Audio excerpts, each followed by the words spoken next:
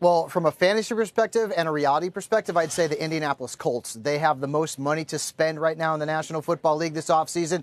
And I would say that Lev Bell would be a nice upgrade over Marlon Mack. You put him with Andrew Luck and T.Y. Hilton, and suddenly you have a new version of the triplets in Indianapolis. But I'll give you a pie-in-the-sky scenario. Okay, this can't happen in all likelihood because the Kansas City Chiefs don't have a lot of cap room. But imagine if Bell went to the Chiefs. Like, Patrick, this would be the best fantasy offense in the history of the National Football League, like since the greatest show on turf. Mahomes, Bell, Tyreek the Freak, Kelsey, and Watkins.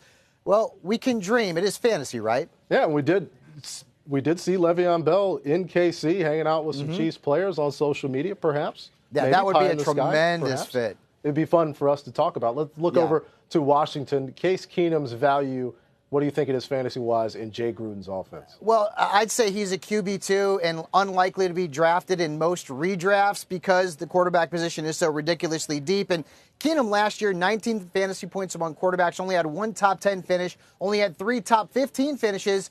The player in Washington to watch is Darius Geis. He's going to be the best fantasy option in Washington, and he hasn't played a regular season snap in the National Football League. You've got question marks in terms of the Redskins' pass catchers, with Jamison Crowder being a free agent. So Keenum, not much value there.